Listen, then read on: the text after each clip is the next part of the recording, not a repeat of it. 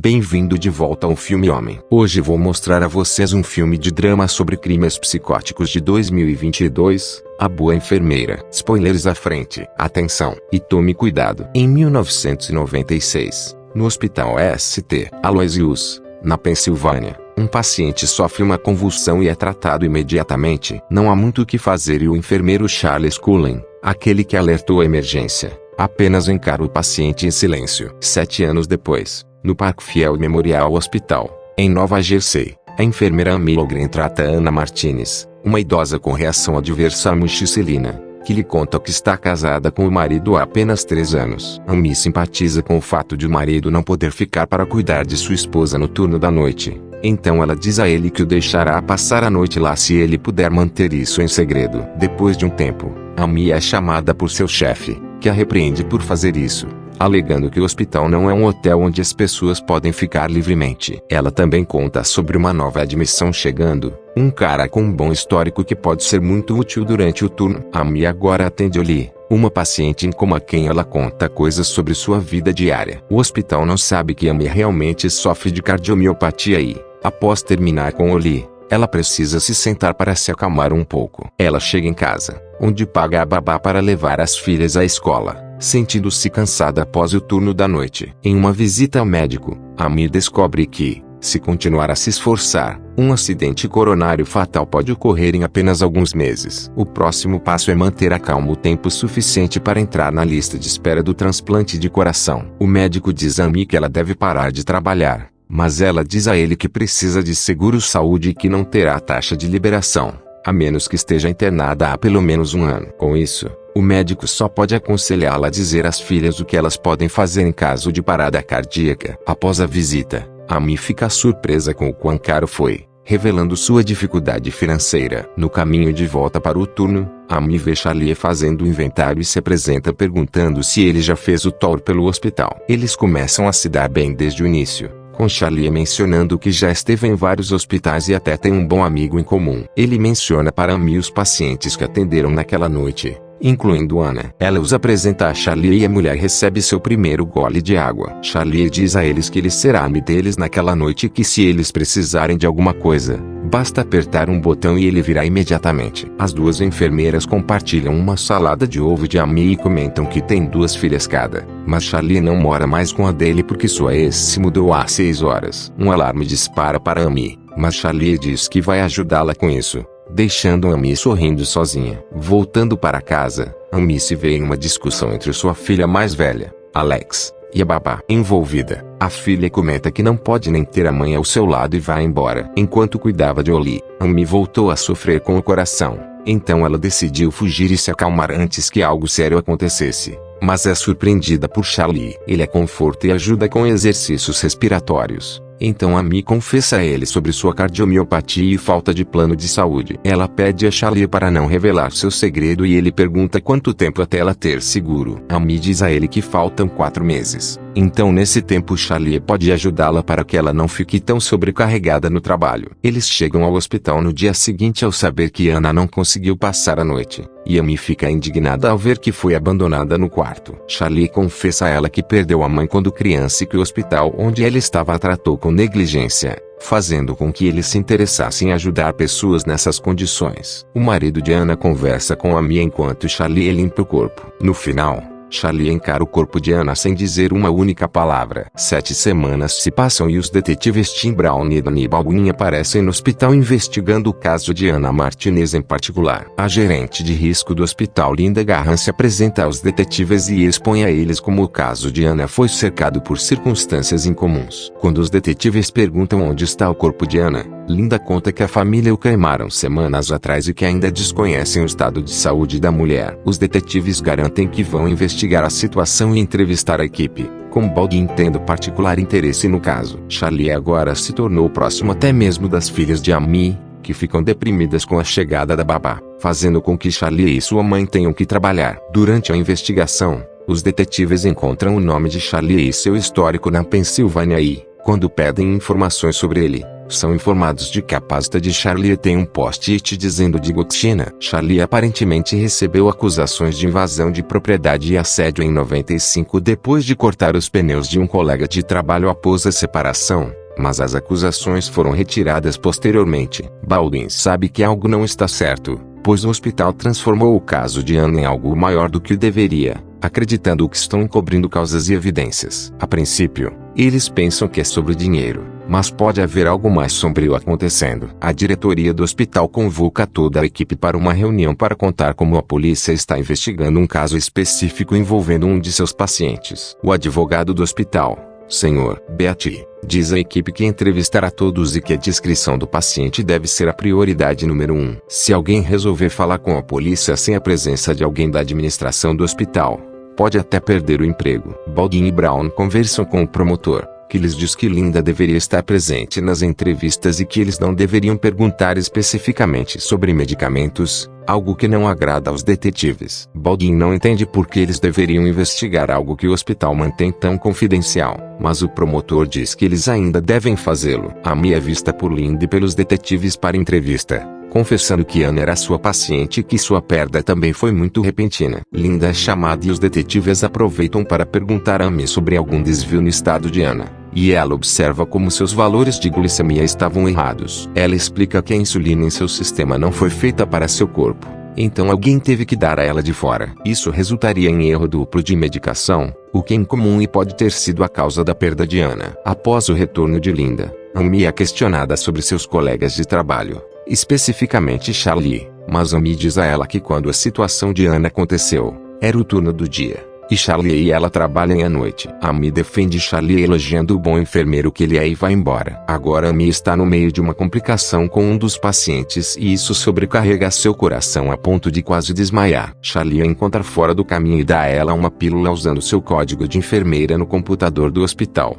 Sentando-se ao lado dela, ela diz que ele pode ser demitido por usar medicação hospitalar sem permissão, mas ele diz a ela que sabe como quebrar o sistema para que ninguém perceba. Após mais uma consulta com o cardiologista, Charlie diz a Amy que ela deve conversar com as filhas caso o pior aconteça, mas Amy está com medo porque as filhas não têm mais ninguém com quem ficar. Charlie tenta animá-la dizendo que faltam apenas 2 meses para ela poder ter seguro. Então Amy decide falar com Alex para explicar a situação. Os detetives continuam investigando Charlie e quando tentam falar com o advogado do hospital Aloysius, ele diz que as informações de sua equipe são estritamente confidenciais. Ambos estão frustrados porque toda vez que tentam se aproximar de Charlie, sempre há alguém que o protege. Com isso, eles recebem um pacote da investigação interna do Parkfield Memorial Hospital. Baldwin conversa com Linda e pede relatórios de medicamentos obtidos por meio do sistema interno do hospital, mas ela diz a ele que os relatórios são armazenados por até 4 semanas. No entanto,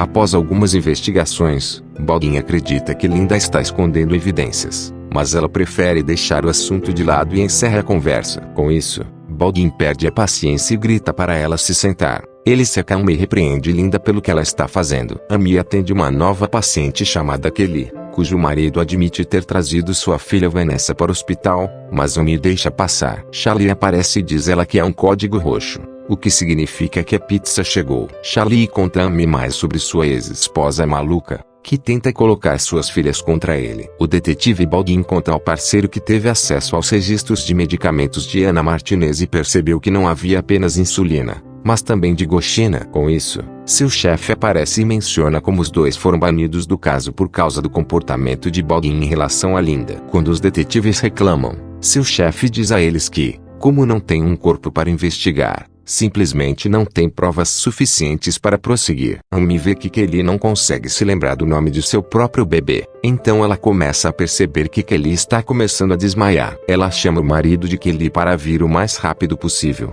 avisando-o do inesperado. Ao verificar a condição do paciente, Amy vê que Kelly tem insulina em seu sistema, correndo para atendê-la enquanto ela convulsiona. Infelizmente, quando seu marido chega, Amy dá a má notícia a ele, e ele dá a ela a bebê Vanessa para que ele possa ver Kelly uma última vez. Na manhã seguinte, os detetives aparecem na casa de Amy, e ela diz a eles que não tem nada a ver com o caso de Kelly. Eles ficam perplexos porque não sabem do que ela está falando, Então deduzem que havia outra vítima. Amy sabe que estragou tudo e eles começam a perguntar se Charlie estava envolvido. Eles dizem a ela que Charlie já esteve em 9 hospitais diferentes e que ninguém quer falar sobre ele. Então ele é o principal suspeito. Eles dão o cartão a Amy e vão embora, pedindo que ela entre em contato caso algo aconteça. Amy fica desconfiada. Então ela se encontra com a Lori Lucas, a amiga em comum que ela tem com Charlie. Ela pergunta a Lori sobre ele e sua amiga fica preocupada, mencionando que havia um boato de que Charlie havia dado uma overdose a um paciente,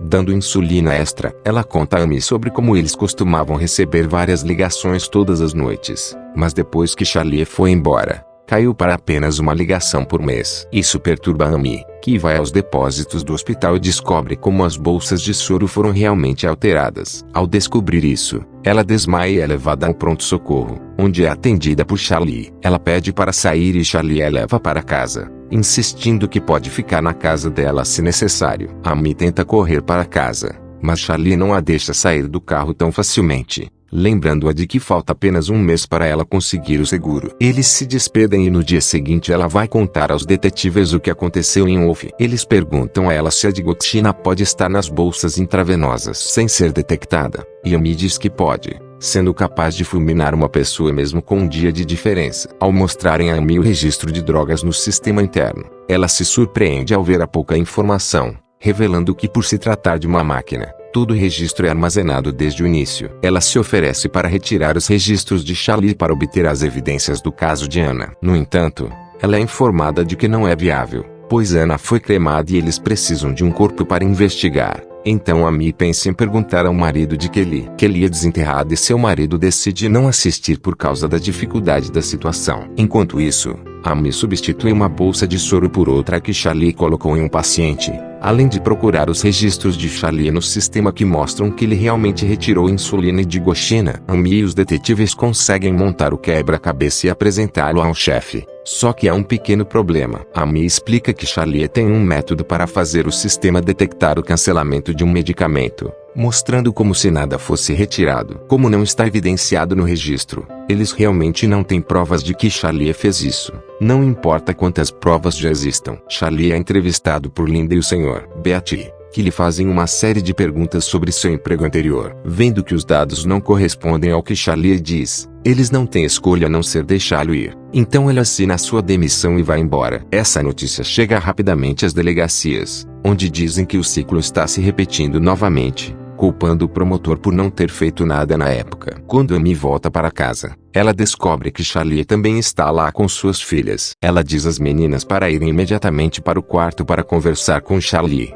que lhe diz que se sente mal com todos os infortúnios do que tem acontecido em sua vida. Ele se oferece para continuar ajudando-a mesmo que isso signifique cuidar das meninas, mas ela diz que prefere ficar um tempo sozinha com as filhas por causa da situação familiar tensa que elas vivem ultimamente. Charlie aceita isso surpreendentemente bem, enfatizando como Amy é uma boa mãe. Ele diz a ela que vai ficar tudo bem e vai embora, com Amy sentada para chorar sozinha. No dia seguinte, Amy liga para Charlie da delegacia com uma ligação gravada e pede desculpas por seu comportamento no dia anterior. Os dois marcam um almoço no sábado, onde ela ficará ligada para acompanhar tudo. Ao chegar, Amy descobre que Charlie começará um novo emprego no hospital Ellsworth e ele diz a ela que não quer falar sobre o que aconteceu em Parkfield. Ela pergunta a ele se é porque os rumores que circulam são de fato verdadeiros, e quando ela tenta agarrá-lo para se apoiar, Charlie puxa abruptamente a mão dele. Charlie tenta mudar de assunto, mas Amy não deixa,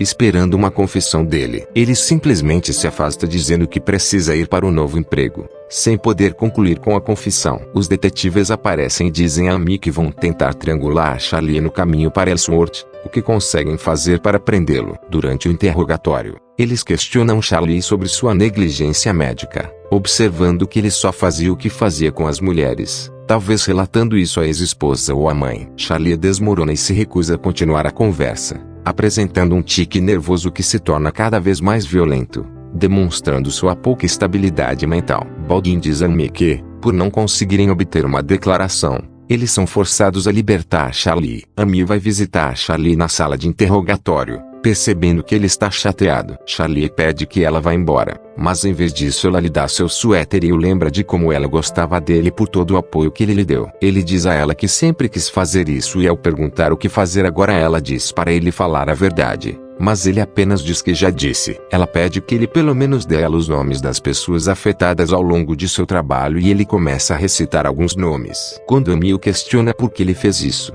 Charlie apenas diz que é porque eles nunca o impediram. O filme conclui mostrando que o verdadeiro Charles Cullen se declarou culpado de 29 casos para evitar a sentença mais pesada, mas acredita-se que o número de vítimas pode chegar a 400 pacientes. Até hoje ele ainda não explicou as razões pelas quais fez isso e não terá direito à liberdade condicional até 2403. Enquanto Amy conseguiu fazer o transplante de coração e atualmente mora com as filhas e netos na Flórida, mantendo seu emprego como uma boa enfermeira.